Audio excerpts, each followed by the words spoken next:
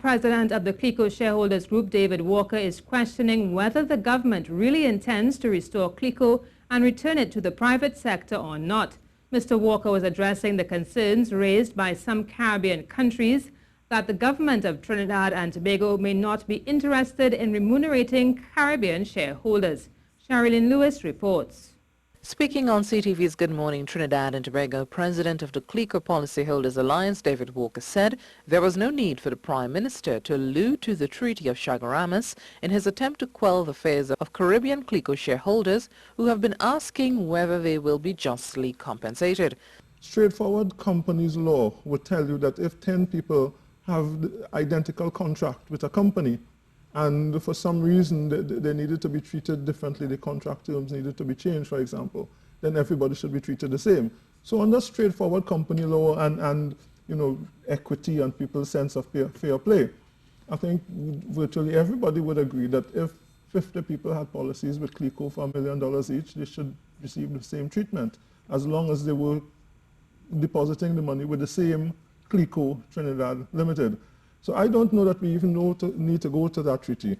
Mr. Walker said he believes the same terms of remuneration which applies to TNT shareholders should apply to shareholders in the Caribbean. For example, you had a cousin from Jamaica who had invested in Clico Trinidad, just as you had done.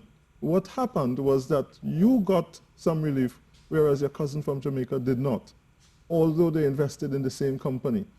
And there has been a promise long-standing that this would be resolved to the satisfaction of all, which presumably means that they would get the same terms and conditions as those who were resident in Trinidad and Tobago. Additionally, Mr. Walker wants to know whether the government intends to return Clico to its original shareholders. Well, it appears to be fairly clear that they do not wish to return control of the company to the former shareholders. They have hinted at reasons but never given any publicly. I would like to know what is the reason.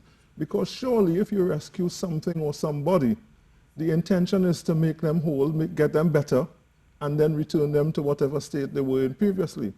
It surely is not the case that when we say we're going to rescue a company, and this bodes for the future as well. If the government says it's going to rescue a company, are the directors and shareholders of that company to assume then that the government is really going to take over the company and they will never see their company again? The Prime Minister, upon his return from the CARICOM 30th Heads of Government meeting, assured that the Clico matter will be settled. Cherrylene Lewis, C News.